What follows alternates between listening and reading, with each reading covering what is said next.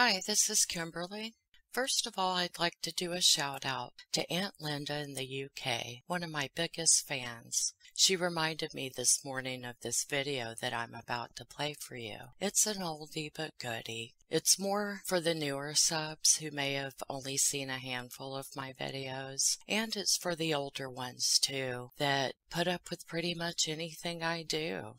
And they don't mind when I recycle a few things. But I worked very hard on my book reviews to only be heard once. But it's more than that. You truly do get more insight to Chris Watts, who really is an earwax eating dunderhead.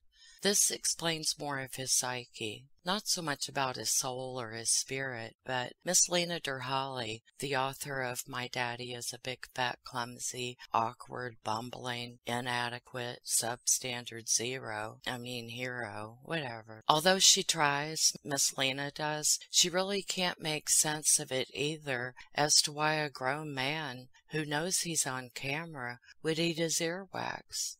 Especially knowing that he has food at home and they were about to bring him some pizza to eat, which he digs right into without washing his hands. Oh, what a pig. By the way, evidence of Dunderhead eating his earwax is shown at the beginning of that video. At least please stop long enough to watch that. Perhaps earwax is an exotic appetizer that Cricky partakes in. That is Chris and Nikki, with their names joined in a juvenile, half-baked, sophomoric way. It's so much like them. And if you hear me use Chris and shit, and you will, that is Chris and chicken shit merged together. Saves me some time. Many of you have asked why I was gone for so many days. Well, on top of me just feeling like shit some days, with no energy, on Friday an ambulance was called for my husband. I would say that I called the ambulance, but no, he insisted on doing it for himself. So like him, 'cause he's a stubborn old goat. But don't panic, it was nothing to get too upset about. We didn't know at the time if it was a kidney stone or some old medical issue he's had in the past rearing its very ugly head again. But thankfully no. As it turns out, he has a very jacked up back just like my own, and he was having an extremely bad episode. He's doing much better now, but I think I finally convinced him over the weekend that we do need to move from this house with all of the stairs. We're not in our 30s and 40s anymore, raising children that need their own bedrooms and separate areas of the house so they don't kill one another. I just think it's funny how God works sometimes, letting others know exactly what you are feeling, in the exact lumbar area and everything. Well, we've been together forever. We're bound to start feeling one another's aches and pains. 40 years in May since we first met. So let me get on with playing this redo for you, and thanks for not getting mad at me. You know you love me. Meanwhile, I'm working on the next Chris McNabb, Courtney Bell video of As the Mobile Home Trailer Park Wheels Turn, or something like that. I think I say it differently sometimes. Kind of a mouthful. But these videos take a while because I make subtitles for the police station interviews that are difficult to hear. Well, not when Investigator Alexander or Investigator Freeman talk. They're very loud, clear, and succinct. Succinct. Did I say that word right? Damn. They're very loud and clear. It's when Chris and Shit 2.0 and Courtney talk. Chris keeps his head down with his long hair trying to cover his face, which they very promptly shaved off, and Courtney keeps her hands in front of her mouth. Maybe she has meth mouth and she's trying to cover it. That just occurred to me. And following the video will be a couple of news stories from when Shanann and the girls were still stated as missing before Asshat was arrested for killing them. Please enjoy this video as I work on other things for you to enjoy. Much love and peace. Thank you so much for listening.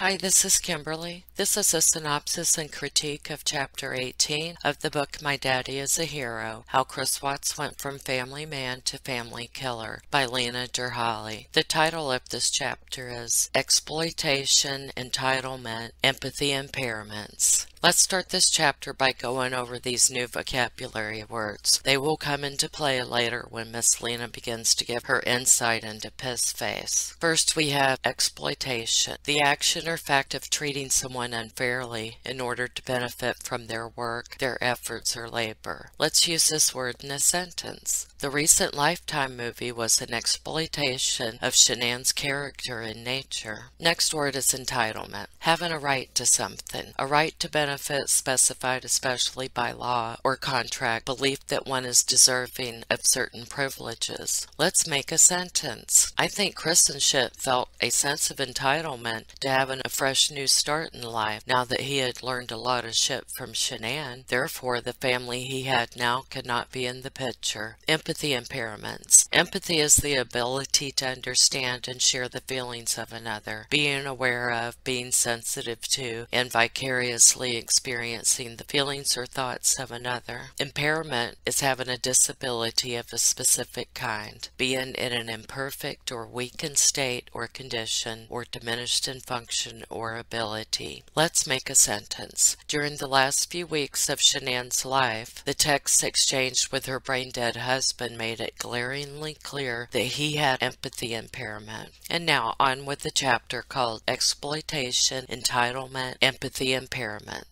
Well, I asked for it. Last chapter I was bitching. I mean, of course I was, but I was going off because Miss Lena said that we need to understand all types of narcissism. And I was like, and then she doesn't explain it. Well, now she does.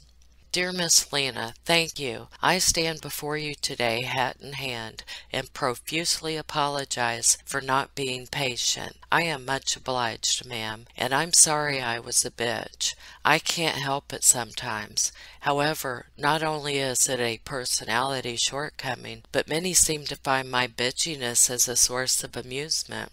Not that I'm making excuses, mind you. Well, perhaps I am. Never mind.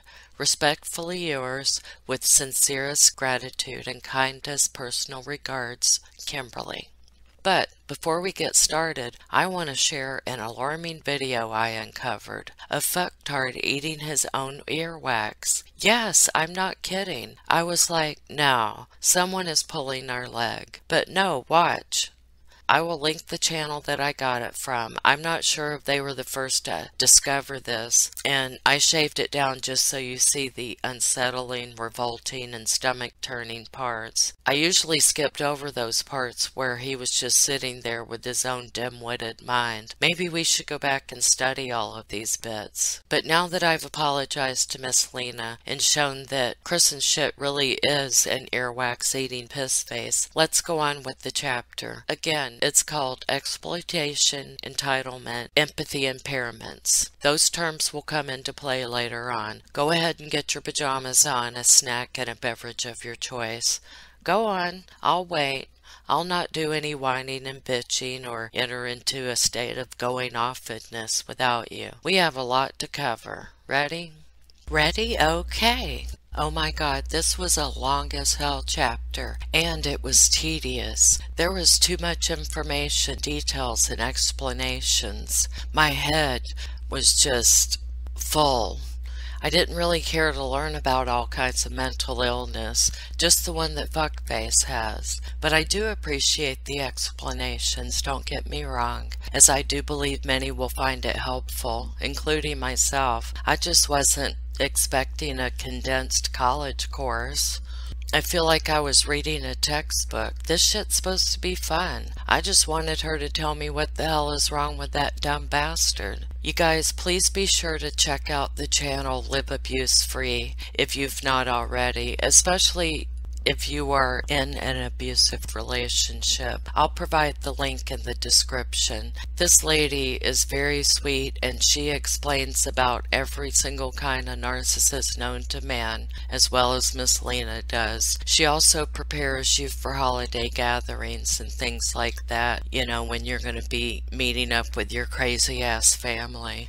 The chapter starts with telling us that some media experts, including Dr. Phil, have stated that they believe Fuckface to be a sociopath and or malignant narcissist. Miss Lena says it is certainly possible, but wants to explore all of the possible diagnoses, and so she does. We scrutinize and consider all potential types of crazy. First one, psychopath or sociopath. She says these words are thrown around interchangeably, and I know I've heard it that way too, and I've never been clear on which one is which. Some people believe them to be the exact same thing, but she says, quote, William Herstein, a philosopher and scientist, described the history of psychopaths and sociopaths and how they different. In the early 1800s, doctors who worked with mental patients began to notice that some of their patients who appeared outwardly normal had what they term moral depravity or moral insanity, in what they seemed to possess no sense of ethics or the rights of other people. The term psychopath first applied to these people around 1900. The term was changed to sociopath in the 1930s to emphasize the damage they do to society. End quote. Now that's very interesting. I do appreciate that she's giving us this information, and yeah, I'm like sucking up and trying to kiss her ass because I was rude last chapter, but I'll do that sometimes, you know, my mouth just starts running and I can't stop. She says researchers now tend to use the term psychopath for those that are really fucked up in the head. I mean, that have more serious disorders coming from genetic traits, which makes for a more dangerous individual. And sociopath is the less dangerous, coming as a result of their environment, usually their shitty upbringing, so one made by Cindy. I mean, their mom and or a dad or whoever the hell raised them fucked up in their head. Some like to complicate it further by breaking it down into primary psychopaths who are thought to have inherited a fucked up gene, and secondary psychopaths seen more as a fucked up product of their environments. Nice going, parents and guardians. However, I found out that your environment consists of more than your parents or your family. It also consists of the area you grew up in, how you think, and your peers. Sociopathy. Damn it, I mean sociopathy. And I'm gonna mispronounce this shit the whole way through, so just, I apologize. Thank you, amen. Can be thought of as something harshly wrong with your damn conscience. So this is what is fucked up. Your sense of right and wrong, your morals, your principles, ethics, scruples, and that little voice that everyone has. Yours is evil. Psychopathy is characterized as a complete lack of conscience regarding others. This is an even worse version of being fucked up. Your conscience isn't fucked up. You just don't have one. You are insane, have mental illness, you're deranged, unbalanced, crazy, manic, demented, unsound lunatic.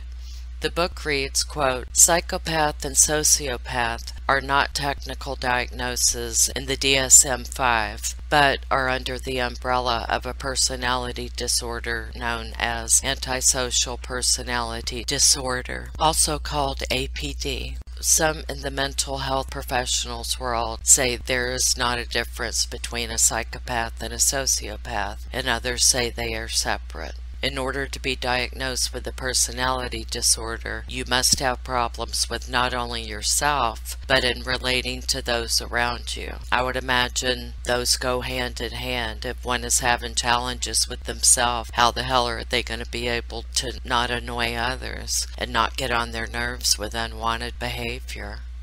You can count yourself as having antisocial personality disorder, ASPD, if you do 3 or more of these things.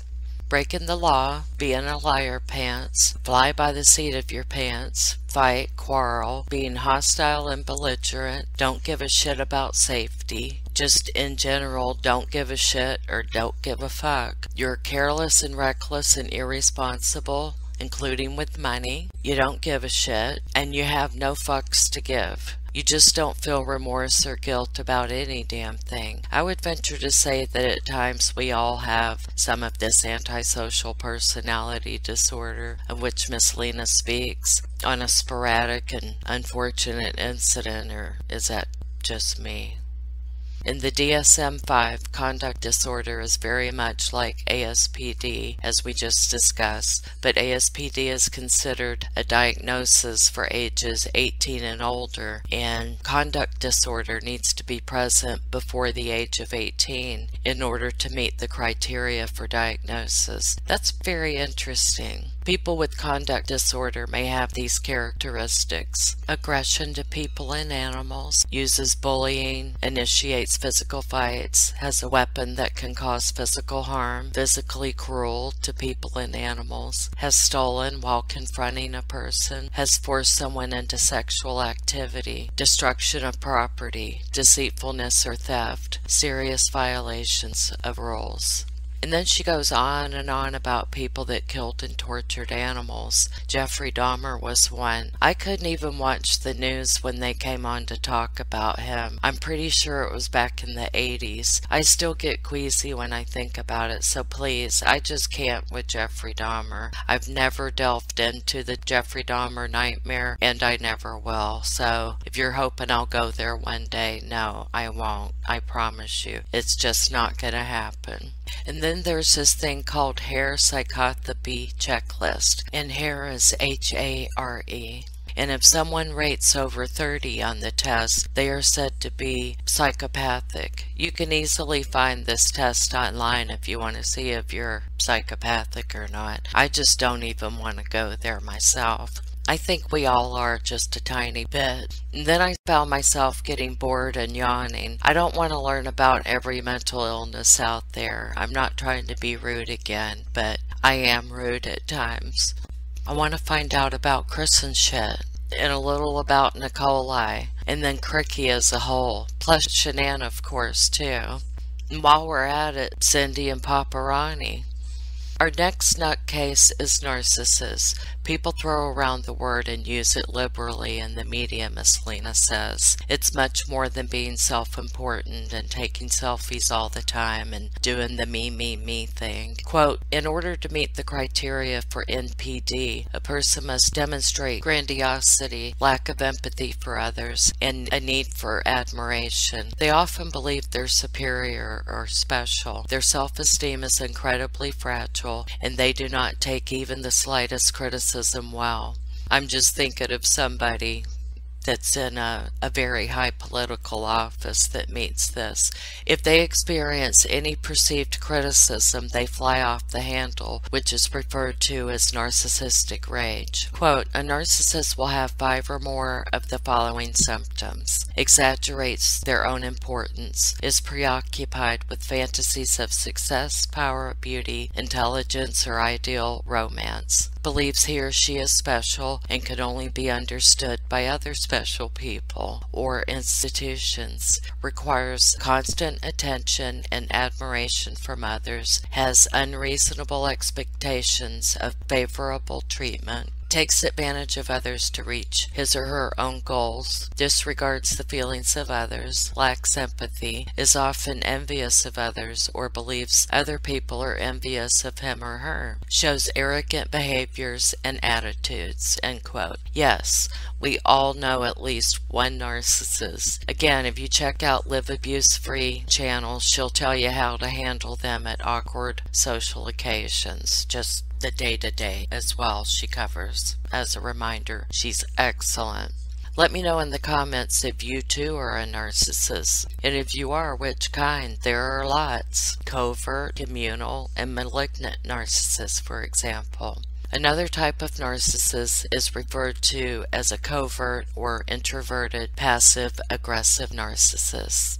These types of narcissists don't look for admiration and attention as those with classic NPD do, but they do share some of the traits of NPD, like lack of empathy and taking advantage of others. Dr. Craig Malkin, in his Psychology Today article called "What's the Single Greatest Danger of Covert Narcissism?" describes covert narcissism as follows, quote, "They may be quiet or shy, and often are, but inside, in other words, covertly, they still harbor overblown visions of themselves and their future. Dreams, for example, of one day being discovered for their remarkable creativity, intelligence, or insight. What's different about covert narcissists is that they're introverted. They don't advertise their inflated egos. They agree with statements like, 'I feel I'm temperamentally different from most people, and even when I'm in a group of friends, I often feel very alone and uneasy.' These two statements seem like things Pinhead might agree with about himself based on his interviews. Malkin also describes another subtype of narcissism, which he refers to as communal narcissism. All narcissists are addicted to feeling special and unique. They're willing to do whatever it takes to get their high. Christenship was special. He was that kind of special that means not altogether mentally intact, meaning he ain't eating with both chopsticks. A communal narcissist is often described as the most helpful, caring person in the room. Yep, Pinhead. The difference between an authentically caring person and a communal narcissist is the communal narcissist is doing nice things only to get affirmation and admiration. The communal types may boast about their generosity and let you know about all the selfless work they've done, but it is also possible that they are covert and won't brag about their good deeds. They thrive off approval and being helpful to others. Dr. Malkin describes the traits of narcissism and how there is a spectrum on how pathological narcissism is. The more addicted a narcissist is to feeling special, the more likely they are to become disordered, displaying the core of pathological narcissism, or triple E, as I call it, says Miss Lena. Exploitation, doing whatever it takes to feel special, regardless of the cost to those around them. Entitlement, acting as the world owes them and should bend to their will. Empathy impairments, becoming so fixated on the need to feel special that other people's feelings cease to matter. At the end of the spectrum, we find narcissistic personality disorder, and herein lies the answer to the question. Built into the definition of NPD is manipulation, exploitation. The more severe the disorder, the more likely the exploitative style is to become abusive. That means, quote, anyone with NPD can become abusive over time, and abuse is dangerous. Disordered narcissists, those with NPD, can be calculating about hiding their abusive side, whether they're extroverted, introverted, or communal, because all disordered narcissists are manipulative, end quote. Quote, towards the end of his wife and daughter's lives, Chris not only seemed addicted to feeling special, but he also met the criteria for triple E, end quote. Finally, there is the malignant narcissist. Dr. Phil has repeatedly referred to Chris Watts as a malignant narcissist. Malignant narcissism is not in the DSM. Malignant narcissists are thought to be the extreme version of NPD, mixing narcissism and antisocial personality disorder, and often displaying paranoia, pathological lying, violence, extreme lack of empathy, and manipulation or other traits of a malignant narcissist, end quote. The next part is called Born with a Bad Brain. I'm guessing Christenship was born with one of those bad brains. And then, I was horrible at science, so I need to skip over this part talking about neuroimaging, right anterior insular cortex region of the brain, brain patterns, gray matter volume, psychotherapy and brain studies, neuroscientists, functional MRIs, brain abnormalities, abnormalities, defects in the Paralympic system, a network of brain regions, orbital frontal cortex, posterior cingulate cortex, genetic traits of narcissists. All of this shit started reminding me of science class and nearly passing out in 7th grade and being forced to dissect a frog. I can still smell that formaldehyde. I just can't with this part of the chapter in the book. It's too deep. God almighty, son, just let's carry on. Quote, 304 pairs of twins from Beijing, China participated in a study to explore the idea that narcissism is potentially inheritable. The study found that narcissistic traits, intrapersonal grandiosity, and interpersonal entitlement are moderately heritable. See, guys, this shit, it's too much. And I don't know how to put it in my own words. I'm doing a lot of quoting here. I'm just going to skip over that last part. Can't we just say that the wheel's still spinning but his hamster is dead? I mean, shit, that would say so much. Never mind. Nature, nurture, or both is the next part. There have also been long-standing debates about the nature versus nurture topic.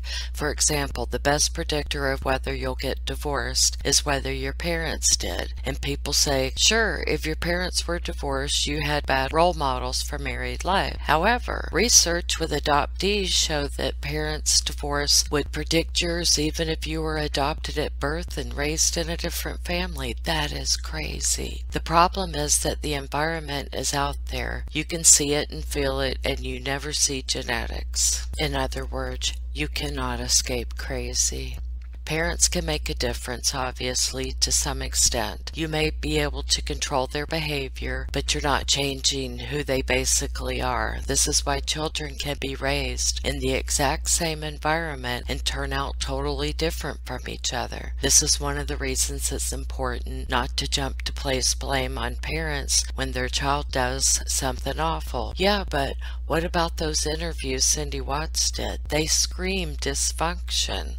Genetics in the brain seem to have an obvious influence on criminal behavior and personality pathology, but environmental factors can certainly contribute, influence, and exacerbate issues that are already there. Y'all hang with me, okay?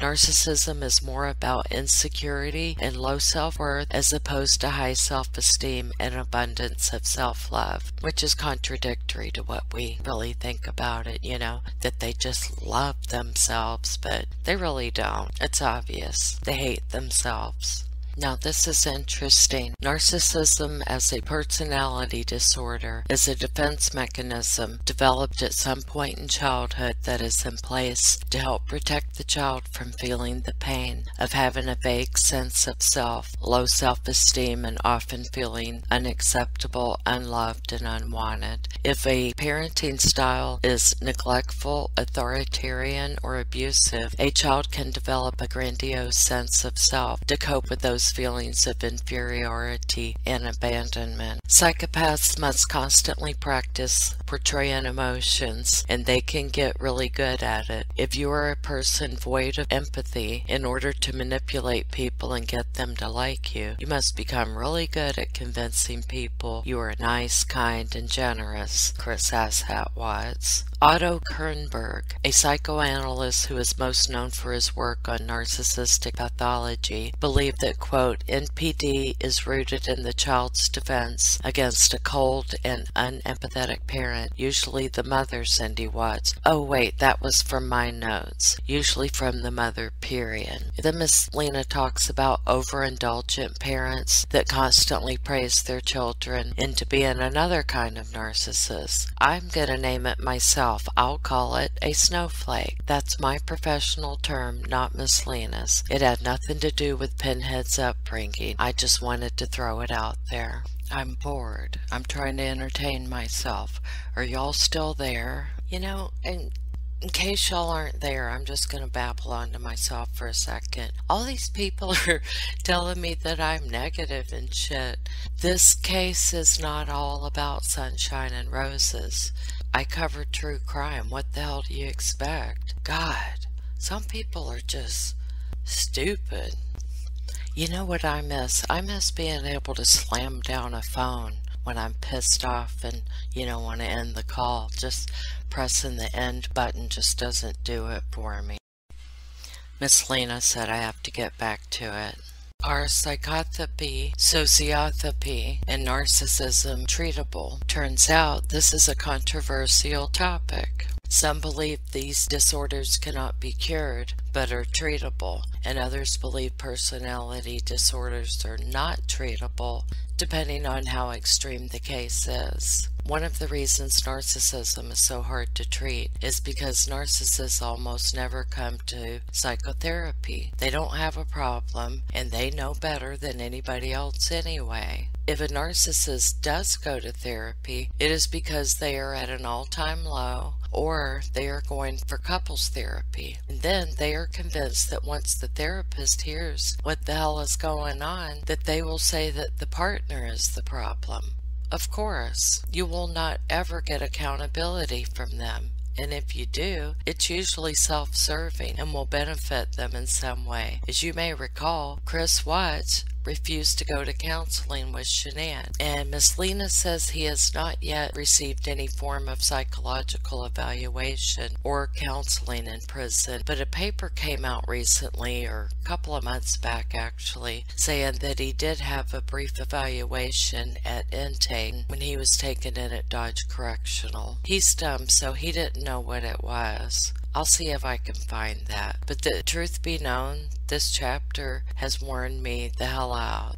Miss Lena has some interesting accounts with narcissistic clients. Quote, in my work with couples, the classic narcissist types have vocalized that they believe they are smarter or that they know more about my field than I do. They have also convinced themselves that they have won me over with their charm. The narcissist believes in their own charm and manipulation and thinks they can work their magic on everyone. They don't believe that someone can see through their manipulation because they believe they are the smartest and most convincing person on the planet. This is their downfall because overconfidence is the easiest way they make mistakes. People with high levels of pathological narcissism have little self-awareness, and their relationships are laden with conflict because they don't see how they contribute to problems. More rarely, I have seen a few covert narcissists in my practice, and these are the ones that shock me the most. The covert types are often very likable and humble on the surface.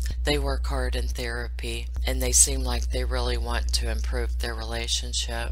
Later, I might come to find out that they were lying the entire time and engaging in manipulative and destructive behaviors, most often infidelity behind their partner's back, end quote. Treating narcissism is achievable, depending on how fucked up they are, but it is no easy matter. Quote, some ways to work with narcissists include trying to help change their ways of relating to others, helping them see their vulnerabilities as strengths rather than weaknesses, and attempting to teach them empathy, end quote. Wow, I had no idea one could teach empathy. Is it real then? The compassion and understanding? It seems like it would be something they could mimic, like Fuckface did, but there's still an empty shell. A vacant parking lot, a nothing, dried up house plant, an abandoned building, running on empty, an empty vessel. It's superficial. It's a futile attempt to disguise the true you. I don't believe this can be done. It's like with good looks, beauty or handsomeness. You've either got it or you don't. Oh, you could go all Kim Kardashian and buy your looks and have them tweaked every other month, but the real you is still there. They've just slapped some lipstick on a pig. Some studies have shown that narcissists are capable of empathy, but they do not put the effort in to take another's perspective. Wait a minute, isn't that empathy? The ability to understand and share the feelings of another? I'm glad I'm not a relation expert anyway. I'd not enjoy spending my time with people that have issues. I have enough of my own to deal with. They have all these fancy and elegant words to describe problems. Now, I love words, but these are depressing words. I like to be all happy and shit, despite the fact that I'm accused of being negative. Bullshit. Fuck that. I'm not negative. I'm a ray of fucking sunshine. Treating psychopathy, given the limitations for empathy in the psychopathic brain, often involves teaching the psychopathic person that there are pro-social ways to deal with their problems and get what they want out of life, instead of resorting to antisocial tactics.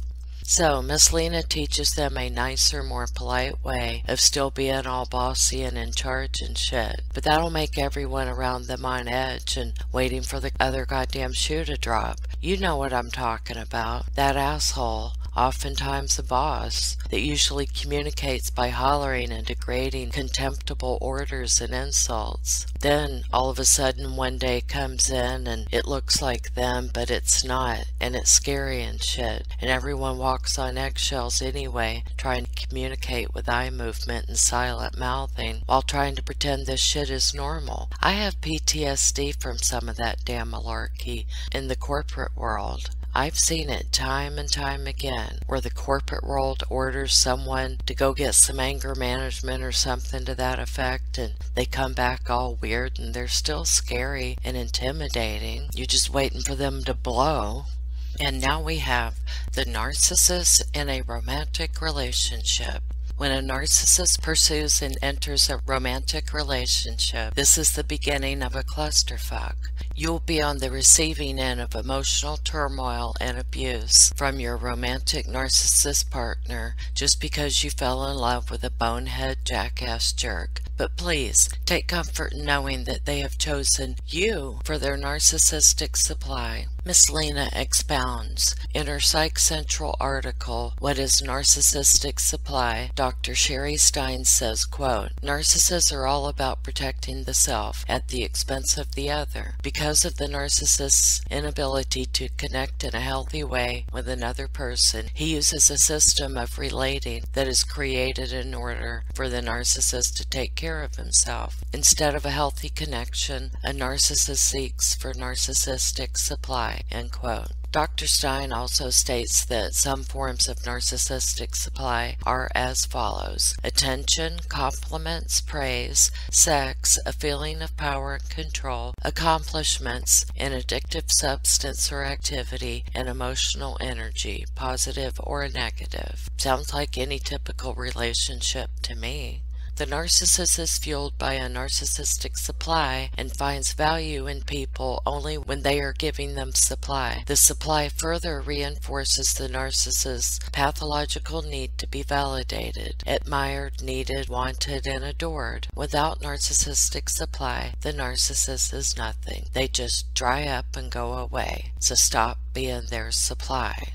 You are useful to a narcissist only if you are providing them with the supply they need. If they have people close to them in their lives, it's because they are giving the narcissist the supply that he or she craves and thrives off. A narcissist, psychopaths, and sociopaths as well do not have real emotion or empathy, but they are wonderful mimics. They know what to say because they have figured out how to impersonate a real person. They are copycats, so it is no wonder he picked that other copycat to quote-unquote write a book of his letters. We all remember that bullshit. They can also fake empathy, which can make them seem sympathetic, warm, and affectionate wimps. At the beginning of a relationship, the narcissist will figure out their target. You all know that we're speaking of Chris Asshat Watts here, right? Okay, thanks. What they need and want is their narcissistic supply. This target has to be someone who is very empathetic. Shenan. This is because highly empathetic people are usually more forgiving once a narcissist lets the mask slip. They are all congenial and understanding and stuff. Miss Lena says, quote, narcissists also prey upon those they perceive as weak or in moments of weakness. The weakness in the person gives the narcissist the upper hand, and the narcissist can swoop in and act as the savior, gaining the supply they need to fuel them. As you may recall, Chris pursued Shenan Shanann when she was at a very low point in her life. The first phase of a narcissistic relationship is the love bombing phase. Love bombing is when someone makes overwhelming and extreme romantic gestures in order to win someone over. End quote. They will shower you with over-the-top displays of affection, flirtation, etc. This kind of deception goes way beyond ass-kissing. Victims of love bombing often believe their person has changed when the love bombing stops. Yeah, Shanann was like, what the fuck, dude? They will often work harder to get back to the way things were, Chris and Shanann. So, was Mommy no longer meeting Chrissy's communal narcissistic needs? Love bombing are those things you see in romantic movies, but those stupid romantic comedies that I sometimes watch promote the idea that love bombing and over-the-top gestures early on in a relationship are normal and play into the fantasy of what your relationship should look like. Miss Lena says love bombing is often a huge red flag. So what does the beginning of a romantic relationship look like then? Isn't everyone giddy and over the top at first? I think everybody has love bombed, right? It's that stupid giddy honeymoon phase. I mean, it's been a while since I met my husband, a damn long while. But I've watched a lot of Hallmark movies, so I know of whence I speak. Miss Lena says, quote, if someone you don't know well seems certain about you being the one for them, that may be reason to give you pause. It takes a long time to get to know a person well, which is why we date before we commit. Well, my husband told me the second time I saw him that he was going to marry me. Should I go and tell him that our marriage is over now because he love bombed me and told me prematurely that I was the one for him? At this point in our marriage, he would probably be like, okay, bye. Even, it's been frickin' 38 years now. Y'all, I'm getting tired. This is a long-ass chapter. If anyone's still with me, please raise your hand, and God bless you. A narcissist will act as if you're the one right away and will tell you so. They may say things like, you're the one for me. What we have is unique and special. They can engage in stalker-like behavior, but because people watch too many romantic comedies, they're fine with this aggressive pursuit. Not everyone who makes romantic gestures in the beginning of a relationship is a narcissist, but sometimes you will have a gut sense and feel creeped out by the attention. The second stage of narcissistic relationship is called the devaluing phase. Once a narcissistic person feels more comfortable and that they've won you over, they'll start all the devaluing shit. All of a sudden they flip, and you're all like, what the fuck? Miss Lena calls it the Jekyll and Hyde phase, when the narcissist mask is starting to slip. They start making snide comments that get progressively worse. They may withdraw emotionally and not speak to you, or grow cold and distant for a few days, for no reason other than to punish the hell out of you. Quote, the devaluing can consist of cruelty, all types of abuse, and withdrawal. With the flip of a switch, the person who once adored you so much is treating you with contempt and hostility. This can be incredibly confusing, especially for those who have never experienced this type of behavior before. Then, out of the fucking blue, they are back, just as you knew them, all kind and sweet again. And then the next thing you know, it happens again. The cycle of emotional abuse continues, often with the dark side becoming more of the norm, with a few glimpses of the nice person. When the nice person shows up, it's to keep you around and to give you a glimmer of hope so you will stay. This is another way the narcissist gets supply. If the person the narcissist is hunting down is the most attractive, alluring, and special person, the fact that the narcissist has won this amazing person over tells them that they're clearly special just by association. I think this is one of the reasons Chris was so drawn to Shanann in the beginning. I meant to say pinhead or asshat. Miss Lena has me calling him Chris. I don't like that. When Scribble and Chris and shit were lying to one another, Pinhead tried to put into words looking at Shanann's photo for the first time and thinking she was the most beautiful woman he had ever seen. This apparently happened when he saw her on Facebook, and his cousin's wife, who was also a friend of Shanann, proposed that they be Facebook friends. Had she known this was going to be a one-night stand that got out of hand, culminated into mass murder, I'm positive she would have thought better of it. Miss Lena goes on to explain that no matter how much unconditional love you give this particular kind of asshole, it will never be enough for their narcissistic ass, because you are just an object, a doodad, a doohickey, thingamajig. You're only there to fulfill their needs. Can't they get a blow-up doll, a chef, and a house cleaner? Since your needs do matter, this seems the less intrusive way to handle shit. You can hire people for anything. Best of all, you don't have to love people you hire. In fact, it's preferable one doesn't. A narcissist is almost always incapable of real love, so perfect partnership. However, one that has been hired, unfortunately, cannot escape the final phase in the narcissistic relationship, the discard phase. You will be cast aside like a used condom when the narcissist no longer has any need for you, or you no longer give them the narcissistic supply that they need. They'll discard you and want nothing to do with you anymore. And what's the point of trying to save and prolong the relationship? Your own needs have not been met for a hell of a long time. The rejection will be completely cold and heartless, and you'll be left feeling as if you meant nothing to them. This is exactly what Pinhead Halfwit did to Shanann. There may be two sides to this story, but he is still a disloyal, mean-spirited, selfish, egomaniac cheater. A narcissist may be able to find a new person from whom they can get supply, like Nikolai, who was prancing around the office singing, "My milkshake brings all the emotionally dysfunctional, selfish, narcissistic alcoholics with mommy issues to the yard." Yeah, singing that shit. And that person, Nikolai,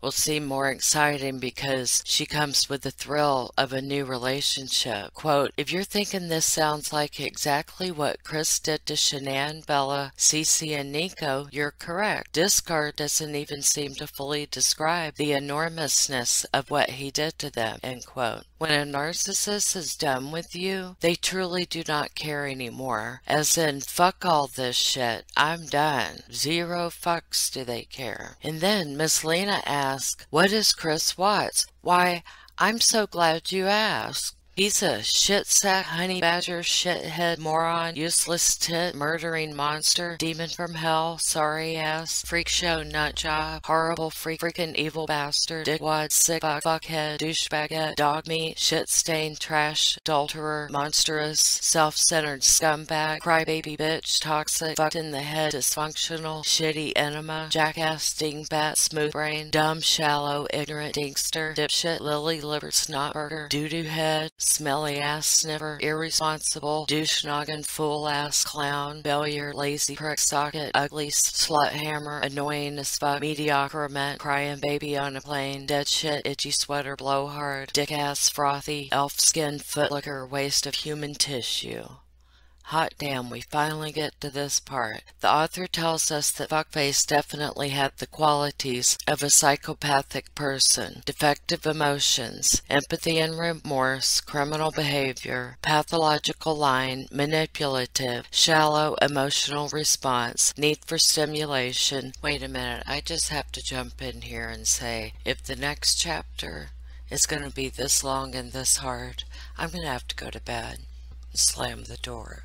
Sexual promiscuity, impulsivity, and failure to accept responsibility. But Chris Watts hadn't shown most of these traits up until right before he murdered his wife and children. Miss Lena says it is certainly possible that he may have had areas in the brain where empathy and emotion are compromised. You think? If that's the case, he has a brain that makes it difficult for him to empathize or experience genuine human emotion connection. As I've said all along, he is not of this world. His environment and circumstances still would likely played a smaller role in becoming a murderer. It is important to say that environment and upbringing are not the reasons Chris killed his family. I don't know if I believe that. I don't know. Why did he? I mean, if there's like a simple answer, which I don't think there is. Miss Lena also tells us that although stressful situations and environmental factors could have helped feed Chris's murderous tendencies, they are not the reason for it. Miss Lena says she'll try to construct a theory on what could have potentially gone wrong and says, first we need to start in childhood. What? Is she really going there? Hot damn. And then the chapter ends on this cliffhanger. But she just said it is important to say that environment and upbringing are not the reasons Chris killed his family. God almighty, son, what'd you do? Haul off the bodies or something? Well, butter my butt and call me a biscuit. Damn, that's the end of the chapter. I don't know about y'all, but I am trying to process all of this new shit we just learned, and it's taken the fun out of it for me at the moment. But I'll get used to this angle. Took me a while to get used to looking at police body cam and interrogation videos without them being all fancied up for me. Well, I feel well versed now on narcissism and the varying types, and I've learned a lot about myself. I hope it sticks. To say Miss Lena delivered would be a gross understatement. No wonder people were getting mad at me when I would complain and bitch and say unkind things about her and the book. But that's me. Y'all know by now that I run my mouth, but I'm still lovable. It's all part of my engaging and charming personality. Plus, I'm probably a garden variety narcissist. That will be the end of this video. I will pick up with chapter 19 in the next one. Thank you for listening.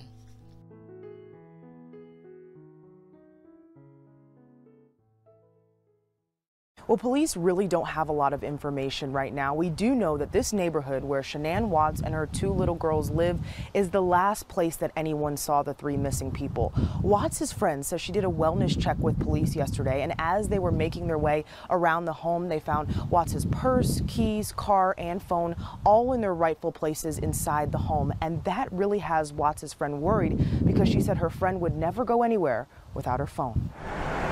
Frederick neighborhoods, quiet, safe places, they say. Number 2 or number 3 safest place in Colorado. One house sits too quiet, though, and cries for answers couldn't be louder. I'm just concerned and understand if you're hearing this or you're out there, please let somebody know you're okay. Shanann Watts and her two girls, 3 and 4 years old, are all missing. Watts is 15 weeks pregnant. It's not something you think's gonna happen in your backyard. Or your closest friend. Watts' close friend called the police on Monday. She dropped Watts at home early Monday morning about 2 a.m. after they landed from a work trip. She saw her walk inside, and that's the last time she heard from her friend. They were supposed to meet up later in the day. I called her and texted her several times, and then when she didn't answer because I knew she had a doctor's appointment that morning, she didn't show up for it. I'm just worried sick. I don't know where she's at. This is completely unlike her. Completely unlike her, out of character. That's why police are worried. That's why the street is lined with cars. Police say most of their department is part of the search for Watts and her two kids. A canine on the hunt for clues, too, searched the house to pick up scents. I mean, my heart's racing a mile a minute. It's a scene Watts' husband can't wrap his head around. It's not something I could ever fathom would happen in my lifetime, and I have no inclination of where she is. She said she was going to a friend's house with the kids, and that's the last thing I heard, and that was it. It was very vague. Watts' husband, the last person to see his wife and their two kids, now stands outside his empty home, hoping his 3 girls and their mom will pop up. In my heart, I believe that she is somewhere, and I hope that she is safe. As Watts' friend was doing that wellness check with police yesterday, she tells me that it didn't look like anybody forced their way into the home. In Frederick, Zora Stevenson, Fox 31.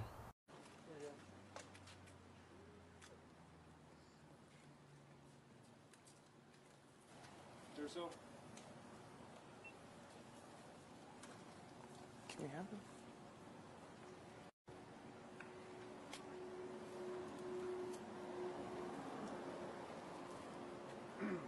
Could you step up to the mic, sir?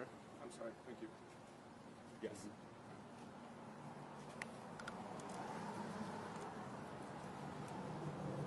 Good afternoon, and thank you for attending.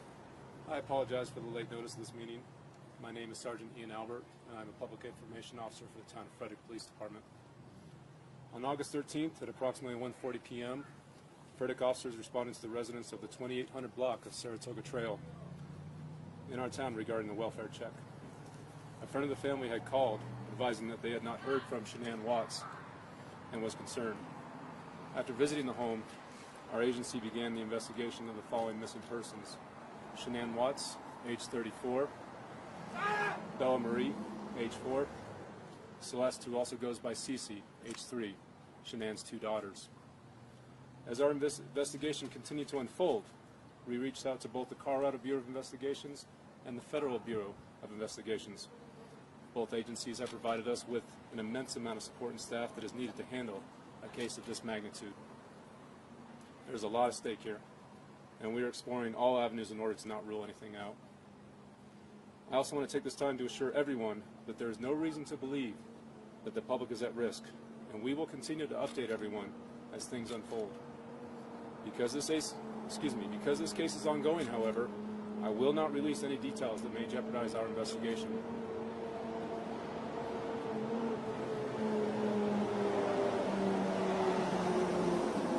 The main point of this statement is to ask the public for your help in locating Shanann, Bella, and Cece. We need your help. Their photographs have been posted on our town Facebook page and Twitter account. We have also created flyers to pass out to people in case they need a hard copy of their photos. Additionally, our agency has been conducting canvasses of the surrounding areas of the Windham Hill subdivision where Saratoga Trail is located. Our officers will be conducting checkpoints later in the day as well too, where we will be handing out flyers to see if anyone has any information to bring Shanann, Bella, and Cece home to us.